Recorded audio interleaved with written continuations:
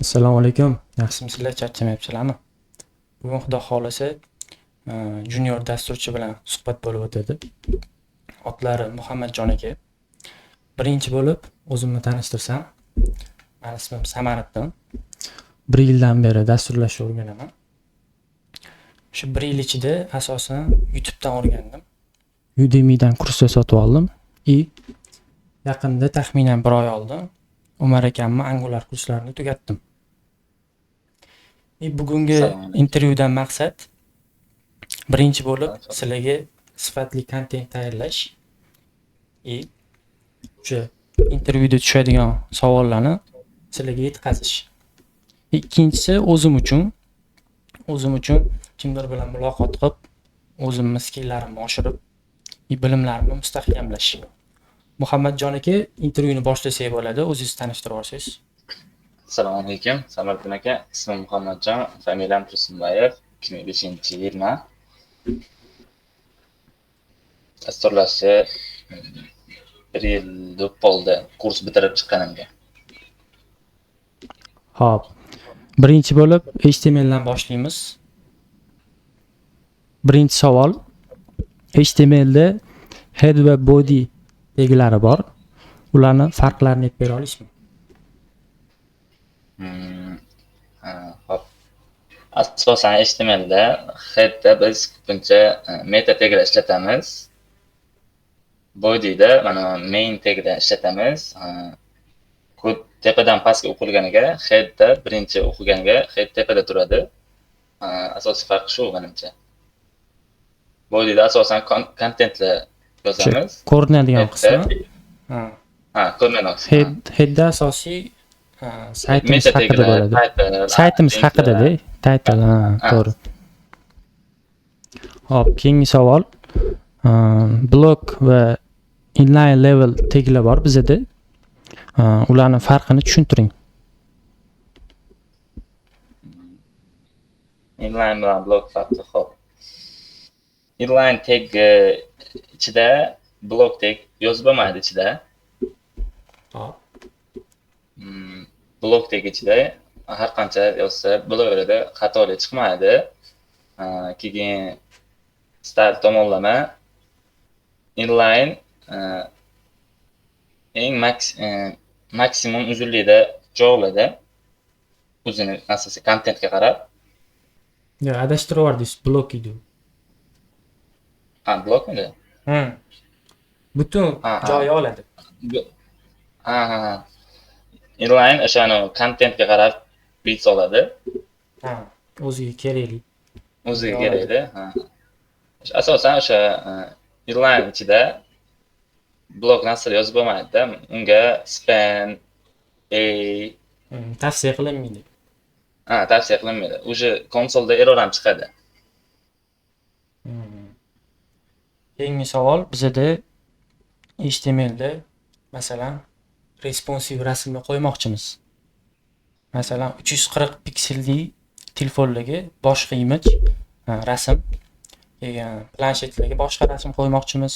O'shanda qanaqa tag ishlatasiz? HTML da faqat. HTMLda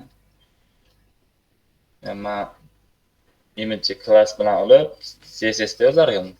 Media olib, media query yozib, screenlarga mo'ljallab. Bizda picture tagi bor, eshitgan bo'lsangiz. Yo'q, eshitmadim. Picture ichiga source degan tag yozamiz. Keyin u o'z ichiga mediani oladi. Masalan, biz aytib qo'yamiz. 340 pikselgacha mana bunaqa image olgin deymizda. Keyin masalan 640 pikselgacha mana bunaqa image olgin deymiz. O'sha rasmni o'lchami o'zgaradi. Dinamik bo'ladi. Yo'q, men picturedan ishlamagan ekanman. Mana shu CSS taqlardan. Ancha foydali, ayniqsa responsive bo'lganda. Hop. Keyin HTML da global attributlar bor. O'shaning vazifasi nima? Qanaqa joyda ishlatilgan? Global attribute?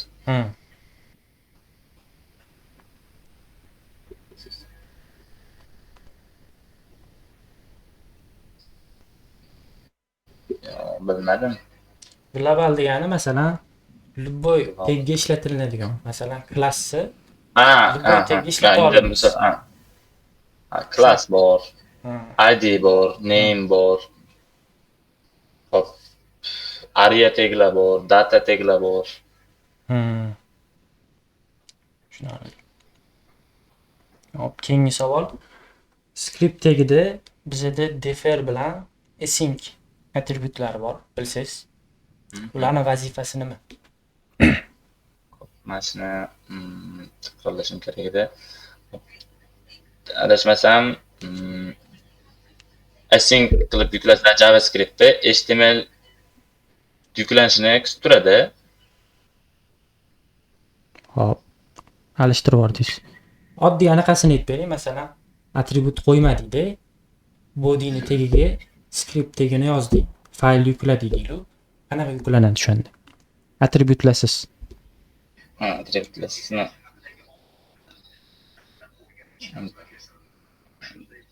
Sayt birinchi JavaScript o'qiydi-da, headda yozilgani uchun. Agar default attributlarsiz bersak, HTML tepadan kodni o'qishni boshlaydi. Keyin bodyni pastiga tushganda JavaScript kodni ko'radi. Keyin HTML parsing to'xtab, only JavaScript kodni ishga tushirib oladi-da, keyin davom etadi. Masalan, headga berib qo'ysak, script degani HTML parsing to'xtab turadi headda. Only keyin JavaScript fayli ishga yuklangandan keyin Ha. HTML tushadi. Ha. Deferda o'sha naborot o'sha. Ya, deferda birinchi HTML parsing polni bo'ladi-da. Keyin JavaScript keyin ishga tushadi, o'sha HTML tugashini kutib Asyncda asinxron bo'ladi. Anaqadan ko'ra oddiy attributlarsiz yozgandan ko'ra tezroq bo'ladi asinxron. Buni ham qarab chiqishingiz kerak. Bizda HTML tugadi, CSS ko'rsak bo'ladi. CSSda bilsangiz global selektor bor. Mana star yoziladi-yu. Xohlasiz chatga takrorlayman. Yulduzcha. Yo'q, O'shaning vazifasi nima? Ko'p foydalandim. Endi vazifasi men ko'p ishlatganimdan kelib chiqib aytsam, padding, margin, box sizing berib qo'yiladi. Adashmasam u o'sha HTML dan ham katta общий HTML bo'lsa kerak. Bu anaqa. Masalan, o'shani berib qo'yib, qanaqadir stil yozsak, u stil hamma nima tag yozsak ham o'shanga beriladi. Global deb turibdi. Global общий ketib qolsa kerak. Ha, o'shanga beriladi. O'shanga shunaqa deymiz. Keyin CSSda pseudo klasslar bor, bilsangiz. Ular qanaqa qulayliklarni taqdim etadi? Xo'p.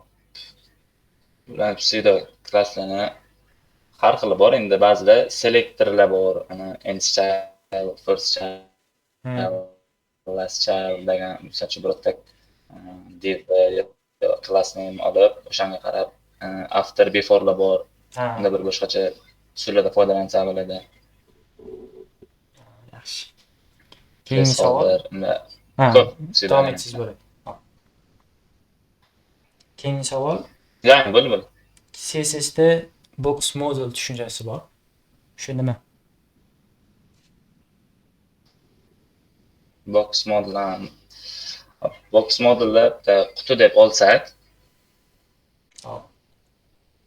Xo'p. Margin ichida border, padding va content joylashadi. Adashmasam, box modelda. Box model o'zining ichiga outline oladimi? Nimalarni? Outline oladimi? Box model o'z ichiga. Outline bor-ku. Outline xossasiz. CSSda. Outline? Ha, outline. Ha. Bo'lsa kerak, ha. Yo'q, olmaydi. Borderni oladi, u yog'ini olmaydi. Birinchi borderdan boshlanadi. Birinchi margindan boshlanadi, keyin border, padding, content. Keyin border, keyin padding, keyin content. Ha, shunaqa bo'ladi. Lekin outline o'zini ichiga olmaydi. Hop, keyingi savol bizda o'lchov birliklari bor. RAM bilan M. Ularni farqlarini tushuntirib bering. Qanaqa holatda ularni ishlatish tavsiya qilinadi? Hop, men ko'pincha pikseldan foydalanadigan, ko'pchilik responsivlarda RAM foydalanish kerak deyishadi. Tekstlar bilan. O'sha nega? Tekstlar. RAM rootdagi font size'ga qarab oladi. EM adashmasam parentga qarab size oladi. O'sha o'zini eng yaqin font size bor anaqasiga qarab oladi. O'sha mana position absolute ham relative oladi-yu, degan o'zida. Agar shunaqa.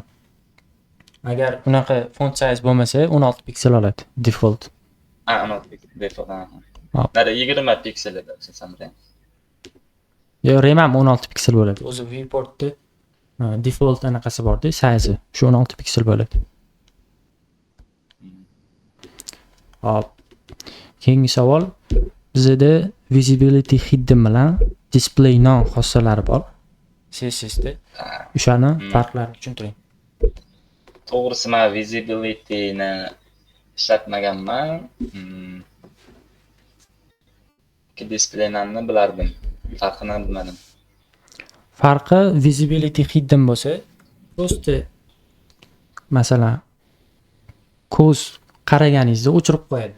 Lekin content turaveradi, joyini olib, shu joyda turaveradi. Opacity nol qilganda ekan. Xuddi shunaqa bo'ladi. Lekin display non qiladigan bo'lsangiz, polni yo'qoladi, joyini ham olmaydi. Farqi shunda. Keyingi savol Flexbox va Grid layoutlari bor. Layout qiladigan xossalari. O'shalarning farqlari nimada? Qanaqa holatda ularni ishlatamiz?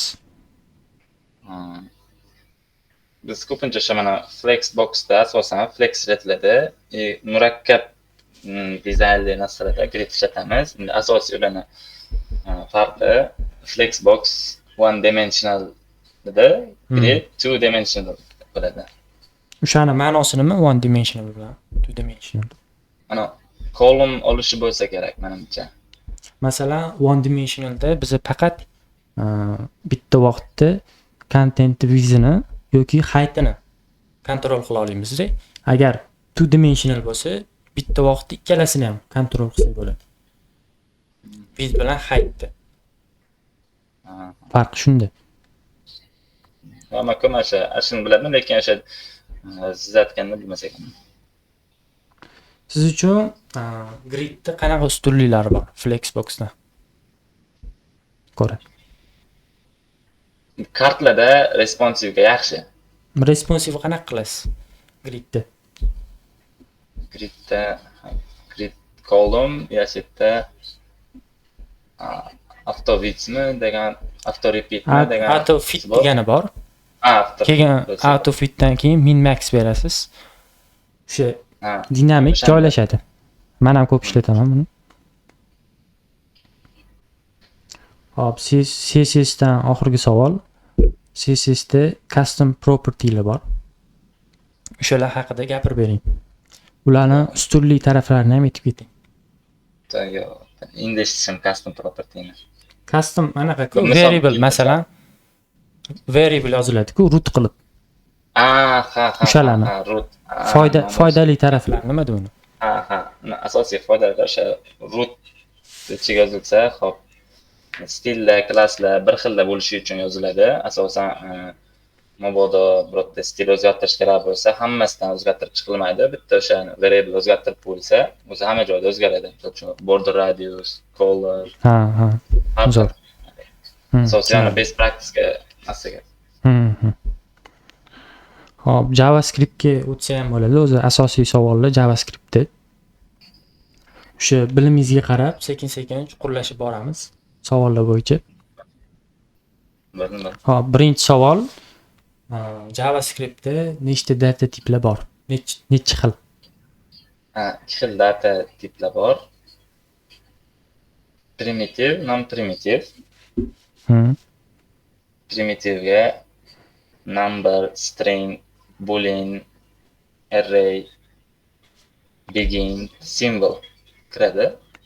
Array dedingizmi? Ha, mana.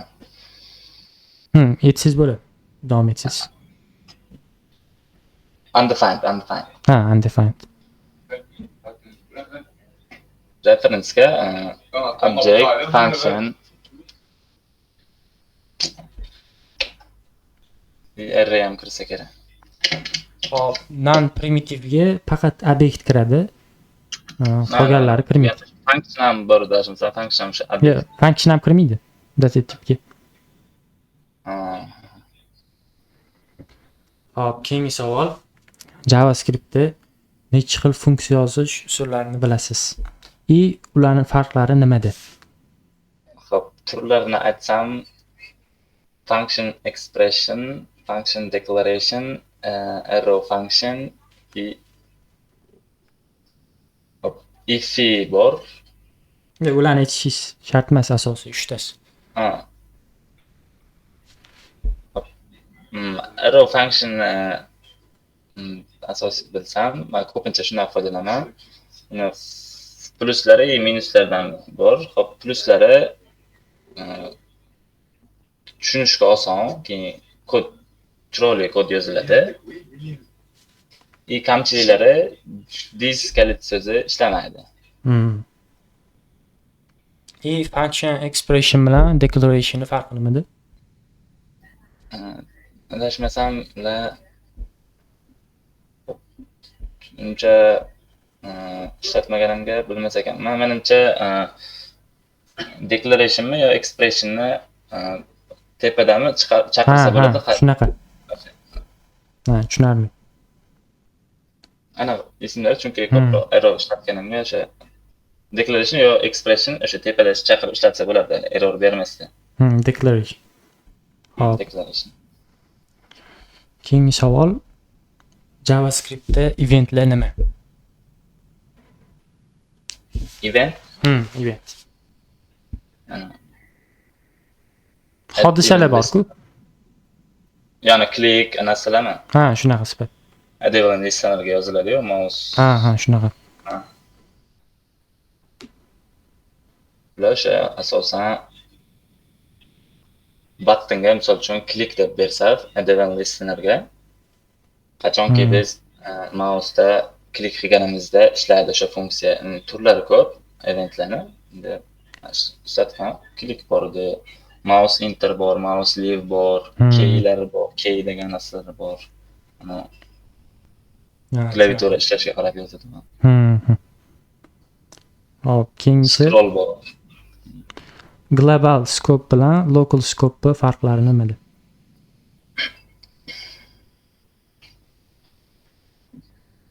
Global scope kodimizni har joyda qayerda chaqirsak ham ishlayveradi.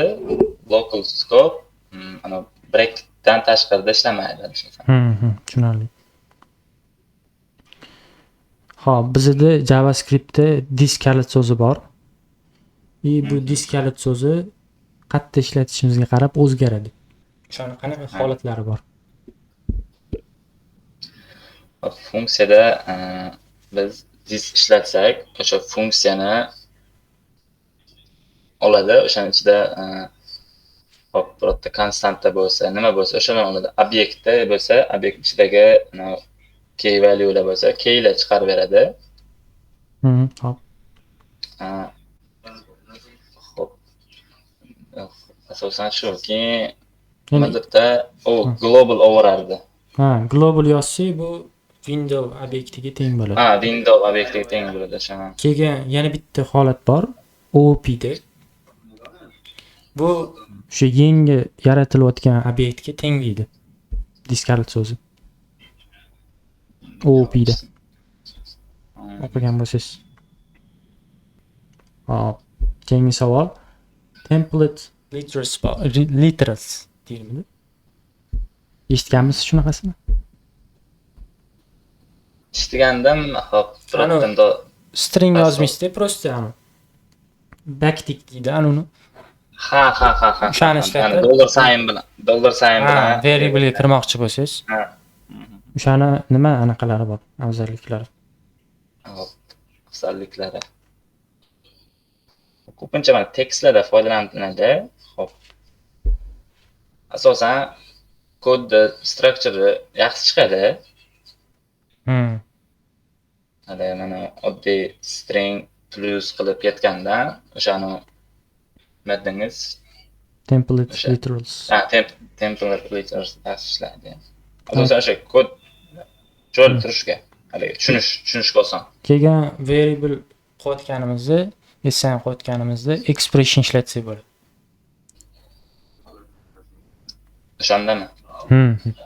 Dollar qilib curly brace qilasiz-ku. O'shaning ichida Ha. expression ishlatsangiz bo'ladi. Hop, arraydan savol. Hop, arrayda asosiy array o'zgartirmasdan qaysi loop qilmoqchisiz. Lekin asosiy array o'zgarishi kerak emas. O'shanda qaysi array metodni ishlatgan bo'lardingiz? For each. Yaxshi. Hop, keyingi savol. Arrayni qanaqa qilib guruhga ajratasiz? Guruhga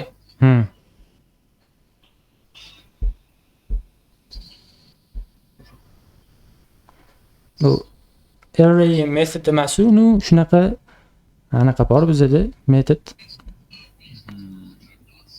Eski kelmayaptimi? Yo, guruh. Nimadan guruh? Nima? Bu anaqa object.group by degan funksiya bor. Bu birinchi bo'lib array oladi, keyin condition yozasiz. Qanaqadir holatga qarab guruhga bo'ladi. Masalan, aytmoqchisiz, siz pozitiv anaqalar bor. Raqamlar. Ularni pozitiv guruhga qo'shmoqchisiz. Unda yozasiz. Agar conditionda yozasiz, agar qiymatimiz 0 dan katta bo'lsa, mana shunaqa gruppaga qo'shgin deb gruppani otini aytasiz. Unaqa bo'lmaydigan bo'lsa, negativ gruppaga qo'shgin deb yozasiz. Kanalimdan ham o'tib ketganman. Filtrda ham qilsa bo'lsa kerakmi yo unda? Ya, filtr bo'lmasa? Yo'q, bu imonni gruppaga ajratib beradi-ku, bu o'tayotgan narsa. Hop. Keyin arrayda sort metodi bor bilsangiz. O'sha nima vazifani bajaradi? Hop. Bu funksiyada til parametr yoziladi. Misol uchun ko'pincha default a bilan b yoziladi. Shunda a minus b qilinsa, sortirovka turi bor, misol uchun a dan z gacha, 1 dan 9 gacha degan qoida bo'yicha sortirovka qiladi. B minus a qilinsa, aksincha. Haliga menda descendant deydi. To'g'ri. Hop, bizda arrayda sum bilan every metodlari bor. O'shalarning farqi nimada? Nima deysiz? Sum bilan every metodlari bor arrayda. O'shalarning farqini aytib bera olasizmi?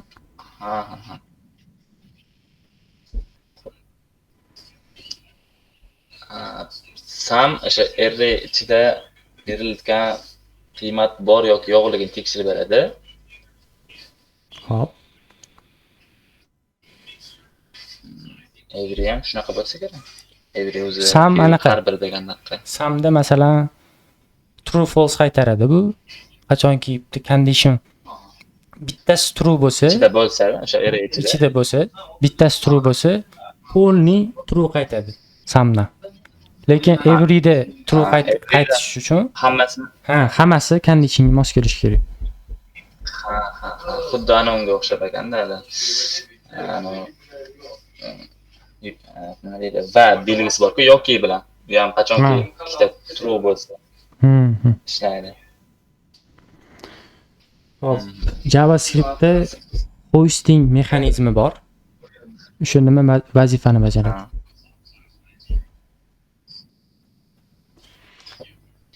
hoisting kodni tepaga olib chiqish bo'lsa kerak deb bilaman. Mana varlarda, konsultlarida Funksiyalar. o'sha misol funksiyalar o'sha kodni tepaga olib chiqib beradi festival. Keyin set timeout bilan set interval funksiyalari bor. Shularni farqini aytib bersangiz. Hop. Set timeout misol uchun 5 sekund bersak, Hop. 5 sekund ishlab to'xtaydi. Set interval ancha har 5 sekunddan keyin avtomatik ishlarsa kerak. Ha, u set interval to'xtatmaguncha ishlayveradi qayta. Lekin mana set timeout infinite. bir marta ishlaydi. O'sha. Timeout o'sha. Bir marta ishlab to'xtaydi. Keyin eshitgan hostingga qo'shimcha narsa qilsangiz bo'ladi, hosting bo'lsa tushunishim uchun. O'sha hosting sizga anaqani tashab beraman, maqola o'zim yozganim bor. Darsdan keyin hammasini yozib boraman. Xudo xolasa. Keyin mana gapingiz bo'ldi, mana bergan javoblarimga ham agar narsa bo'lsa qo'shimcha qo'shib boraveram haligi mobodo. Hammasini yozib boraman, aytayotgan anaqalaringizni. Shu oxirida sizga tashab boraman. Eshitgan bo'lsangiz, intersection observer API bor. O'sha haqida bilsangiz gapirib bersangiz. Nomlashini eshitmagan ekanman, nomlashini. Bu anaqa, masalan, qanaqadir content kesishsa ishga tushadigan kod. Masalan, aytaylik, 500 piksel scroll bo'lgandan keyin nimadir qo'shmoqchimiz. Shunaqa holatda intersection observer API ni ishlatsak bo'ladi. Bunga alohida post qilganman, shuni ham tashab beraman, xudo xolasa. Unda React user effect degani borda o'sha. Nimadir element kesishsa nimadir bilan shu kod ishga tushadi. Ishlaydi. O'shaligi dependencyga berib qo'yiladi endi. Xo'p, keyingi savol. DOM nima va JavaScript bilan qanday ishlaydi? DOM hop kengaytmasi document object model. JavaScriptda mana HTML elementlarini olishda ishlatamiz DOM asosan. HTML elementlar. HTML bilan interaksiyalar qilish uchun ishlatamiz asosan. BOM degani ham bordi, browser object model. Unda mana alert narsalar bor deyapmiz. Hop. Keyin eventlar bo'yicha savol. Eshitgan bo'lsangiz, event bubbling bilan capturing phase bo'ladi. Jarayon JavaScriptda. O'sha jarayonni aytib bera olasizmi, qanaqa sodir bo'ladi? Yo'q. Hop. Event bubbling bilan capturing desa, bu capturing birinchi bo'lib, masalan, JavaScript qaraydi. Parent elementdan boshlaydi. HTMLda qarab boshlaydi. Event bound'i deb qaraydi birinchi bo'lib parent elementga. Eng pastgacha tushaveradi shunaqa qilib. Parent topgungacha. Topgungacha. Keyin topgandan keyin yana tepaga chiqib ketadi-da. Tepaga chiqib ketayotganda yana tekshirib ketadi. Event bormi yo'qmi deb qarab ketadi. Bu nega kerak desiz? Bizda event delegation degan narsa bor. Delegation? Event delegation. Masalan, sizda 1000 ta event yozishingiz kerak edi. Nima qilgan bo'lardingiz? 1000 ta add event listini qo'shib chiqqan bo'larmidingiz? Yo'q. Bunaqa holatda mana bitta parentga event listini qo'shiladi. O'shandan uni child elementlari tanlab olinadi. Buni foydasi bitta dona event qo'shamiz, shu eventdan tanlab olib if qilamizda, if shunaqa element bo'lsa, mana shunaqa narsa ishga tushir deymiz. Foydasi o'shanda. best practice'ga oid ekan. Ha, best practice. Buni ham post qilganman kanalda. Hop, OOP ni tushunasizmi? Object oriented programming. Kengaytmasini bilaman, uncha masalan bera. Sho'larni klasslar bilan ishlaydimi? Prototyp, constructor funksiyalar shularni bilasizmi? Ha. Savol bersam bo'ladi. Ha, shu mana men uncha klass komponentlardan foydalanmaganimga, hop. Klassda constructor biladim. O'sha bitta klass. Hozir boshidan boshlaylik, savolni boshidan. Bildim. OOP nima uni vazifasi nima? Ishlatishdan maqsad bo'ladi. Shu vazifasi. Unga mazmunga nimalar haqida ancha ma'lumotim yo'q. Asosan men bilganim o'sha klass komponentlar bilan ishlashni bilaman. OOP ni maqsadi anaqa deyshadi. Paradigm deyshadi. Bu paradigm nima desiz? Bu kodimizni yozish stili. Masalan, bizda klasslarsiz quruq yozib ketsak bo'ladi JavaScript faylga. Unaqa qilmasdan bizda qanaqadir application partini bo'lib olamiz, klassdagi bo'lib olib, bu ancha ishlashga qulay qiladi. Anaqa deydi. Tushunishga ham oson qiladi. Spagetti kod bo'lib ketmaydi.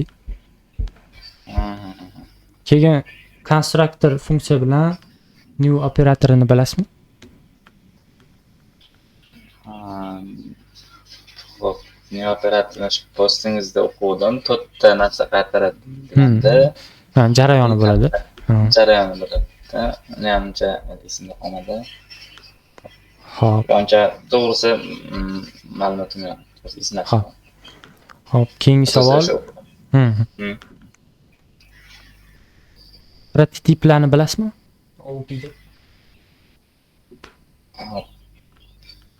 Batafsil bilmayman, prototip pastga chiqsa proto degani ham bo'lar ekan.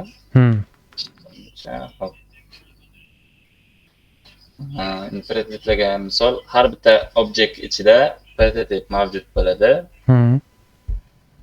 Hop. Zunda hop narsa getter setter degan funksiyalar bor-ku, shuni qo'shsa bo'lardi, adashmasam prototip orqali. O'zi prototipdan asosiy maqsad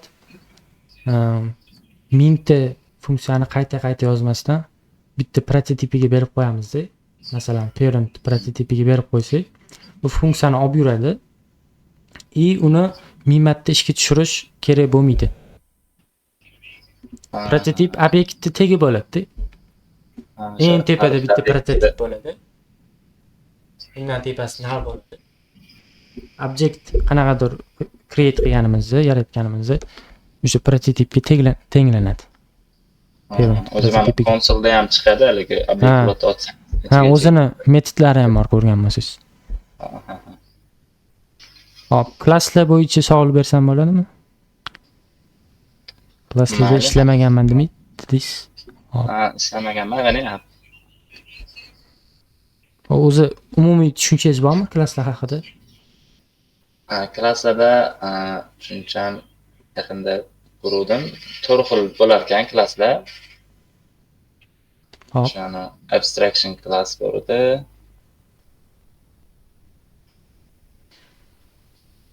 To'rtta turi bor edi, adashmasam. Klasslarni yaxshi tushunish uchun birinchi constructor funksiyasi bor-ku, JavaScript. O'shani birinchi qarab chiqsangiz, keyin klasslarni tushunish ancha oson bo'ladi. Mana siz aytdingiz-ku, mana Angularga asosan o'sha mana OOP bilan ishlaydi deganingizni men yaqinda boshlagandim. OOP ni qarab chiqish, yaxshilab qarab chiqsangiz, Angular ham ancha oson bo'ladi. Asinxron JavaScript bilasizmi?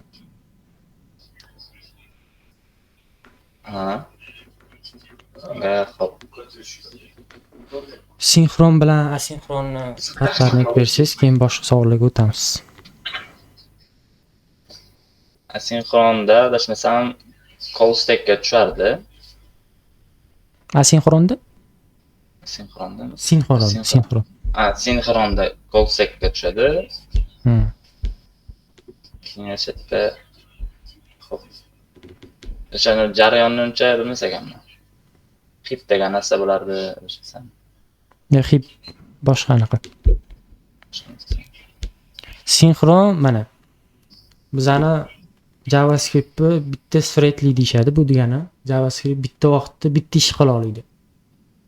Ha. Masalan, uzoq vaqt oladigan funksiya yozsak, JavaScript sinxronku unda vaqt olib qo'yadi. Bu degani ikkinchi qator, birinchi qator tugashini kutib turadi.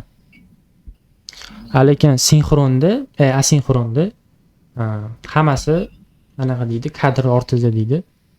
Mana Callstackda o'zimizni kodimiz ishga tushiradi. Orqa fonda boshqa asinxron kodlar ishga tushadi. Hop, event loopni bilasizmi? Vazifasi. Event loopda hop, unga adashmasam event loopga o'sha mana set timeout, set interval, micro task degan narsalar bor-da. O'shalarni Micro task. Promise-ga. Micro task. Promise. Nimada queue'lar bor edi. Callback queue bor. Callback queue. Shularni nimada runtime da adashmasam. Shu event loop vazifasi tanlab Callstackga qo'yishdi. Callstackda kodimiz polni ishga tushib bo'ldi, keyin event loop qaraydi. Masalan, birinchi bo'lib micro task queue bor. O'shanga qaraydi. Bu promise-ga bo'ladi. Promise bilan yana bo'ladi. O'shanga qaraydi, uni Callstackga qo'yadi. Micro task queue'da ishlamay qolmasa, keyin callback queue'ga o'tadi. Keyin callbacklarni qo'yishni boshlaydi. O'sha. Masalan, set timeout callback queue'ga joylashadi. Masalan, bitta promise berdik deylu, bitta promise bor, bitta set timeout bor. Promise microtaskga joylashadi. Set timeout callbackga joylashadi. Lekin event loop birinchi bo'lib microtaskga qaragani uchun kodimiz birinchi ishga tushadi. Promise. Keyin async await bo'yicha tushunchangiz bormi? Await ishlatish uchun bizga async degan narsa kerak bo'ladi. Unda bizga promise qaytadi. Misol uchun ko'pincha datalar olishda ishlatiladi. Misol uchun fetchda. Unda o'sha promise qaytganda o'sha zen catch qilib olamizda. Zenni bu alternativa variantida async await bor-ku. O'sha zenni vazifasini qiladi, lekin buni o'qish osonroq bo'ladi, ancha oson qilib qo'yadi o'qishni. Ana consuming promises deydi buni. O'sha datani olib olish. Promise qaytadi. Data keldi sizga, datani olib olish. Shuni consuming promise deydi. Keyin masalan async await ishlatyapsiz. Promisedan qaytayotgan errorlarni ushlashingiz kerak. Qaysi usulni ishlatasiz bu holatda? Ko'pincha trackage'dan yo'llanadi. Trackage ishlatiladi. Try blokida qanaqadir error sodir bo'lsa, catch blok ketib boradi. Catchda tushadi. Savollar shu edi, Muhammadjon aka. Hammasini feedbacklari bilan yozib qo'ydim. Xudo xolasa videodan keyin tashlab beraman sizga. Mayli bo'lmasa, sog' bo'ling. Charchamang. Qo'shimcha savollar bordi yana. Bo'ldi, berib olsangiz bo'ladi bemalol. Mana video o'chirib tursangiz ham mayli agar yo bo'lardi. Bundan tashqarimi? Bo'ldi bo'lmasa. Tugatib qo'ysak bo'ladi. Shunaqa intervyular xohlasanglar, Telegram kanalimga o'tib, lichkamga yozsanglar bo'ladi. Mayli. Rahmat sizga.